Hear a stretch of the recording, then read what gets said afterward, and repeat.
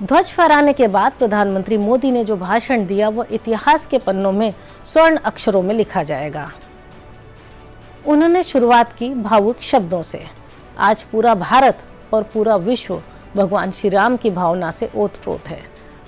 प्रत्येक राम भक्त के हृदय में अद्वितीय संतोष, असीम कृतज्ञता और अपार दिव्य आनंद है।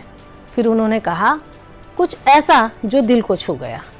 सदियों पुराना घाव भर रहे हैं, सदियों का दर्द समाप्त हो रहा है और सदियों का संकल्प आज सिद्ध हो रहा है। वाह, क्या बात कही उन्होंने याद दिलाया कि यह उस यज्ञ की परिणति है जिसकी अग्नि 500 वर्षों तक प्रज्वलित रही, एक ऐसा यज्ञ जिसकी आस्था कभी डगमगाई नहीं। और फिर उन्होंने जो कहा वह इस पूरे आयोजन का सार था। यह धर्म ध्वजा केवल एक ध्वज नहीं है, बल्कि यह भारतीय सभ्यता के पुनर्जागरण का ध्वज है। पीएम मोदी ने समझाया कि यह ध्वज क्या संदेश देता है। उन्होंने कहा कि यह ध्वज आह्वान करेगा कि विजय केवल सत्य की होती है, असत्य की नहीं। यह उद्घोषणा करेगा कि सत्य स्वयं ब्रह्मा का रूप है। यह धर्म ध्वज जो कहा गया उसे अवश्य पूरा करने के संकल्प को प्रेरित करेगा। यह संदेश देगा कि संसार में केवल कर्म और कर्तव्य को ही प्रधानता देनी चाहिए। और सबसे महत्वपूर्ण, यह धर्म ध्वज हमें प्रतिबद्ध करेगा कि हमें एक ऐसे समाज का निर्माण करना है जहां कोई गरीबी ना हो और कोई भी दुखी या असहाय ना हो। दोस्तों, यह सिर्फ एक धार्मिक प्रतीक नहीं था, यह था विकसित भारत के सपने का प्रतीक। पीएम मोदी ने अपने संबोधन में अयोध्या के महत्व को भी बहुत खूबसूरती से समझाया। उन्होंने कहा, अयोध्या वह भूमि है जहां आदर्श आचरण में बदलते हैं। क्या गजब की परिभाषा है। उन्होंने याद दिलाया कि जब श्री राम वनवास के लिए अयोध्या से निकले थे तो वे युवराज राम थे, लेकिन जब वे लौटे तो वे मर्यादा पुरुषोत्तम बनकर लौटे। और यह बदलाव कैसे आया? महर्षि वशिष्ठ के ज्ञान से, महर्षि विश्वामित्र की दीक्षा से, महर्षि अगस्त्य के मार्गदर्शन से और निषाद राज की मित्रता से, माता शबरी के स्नेह से और भक्त हनुमान की भक्ति से, मतलब समाज की सामूहिक शक्ति से। और यही संदेश आज के भारत के लिए भी है। विकसित भारत का निर्माण तभी होगा जब हर वर्ग, हर समुदाय मिलकर काम करेगा। पीएम मोदी ने एक बेहद महत्वपूर्ण बात कही। उन्होंने कहा, हमारे राम भेद से नहीं, भाव से जुड़ते हैं। उन्होंने समझाया कि श्री राम के लिए व्यक्ति की भक्ति वंश से अधिक महत्वपूर्ण है, संस्कार वंश से अधिक प्रिय हैं। और इसीलिए माता शबरी का मंदिर है, निषाद राज का मंदिर है। पीएम ने कहा कि पिछले 11 वर्षों में इसी भावना के साथ काम हुआ। महिलाओं, दलितों, पिछड़ों, आदिवासियों, वंचितों, किसानों, श्रमिकों और युवाओं सबको विकास के केंद्र में रखा गया है। अब पीएम मोदी ने अपने संबोधन में एक बेहद महत्वपूर्ण मुद्दा उठाया। उन्होंने याद दिलाया कि 190 साल पहले 1835 में मैकाले नामक अंग्रेज सांसदविद ने भारत को उसकी जड़ों से उखाड़ फेंकने का बीज बोया, मानसिक गुलामी की नींव रखी। और उसका असर क्या हुआ? हर विदेशी चीज को श्रेष्ठ माना जाने लगा, अपनी परंपराओं को हीन समझा जाने लगा। यहाँ तक कि यह भी कहा जाने लगा कि भारत ने लोकतंत्र विदेश से उधार लिया है। पीएम मोदी ने जोरदार तरीके से कहा कि भारत लोकतंत्र की जननी है, लोकतंत्र हमारे डीएनए में है।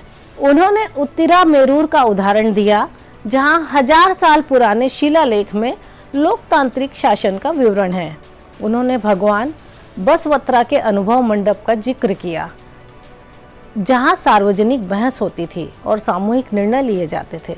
और फिर उन्होंने एक बड़ा ऐलान किया कि 2035 में मैकाले की मानसिक गुलामी की परियोजना को 200 साल पूरे हो जाएंगे। पूरे 10 वर्ष भारत को इस मानसिकता से पूरी तरह मुक्त करने के लिए समर्पित होना चाहिए।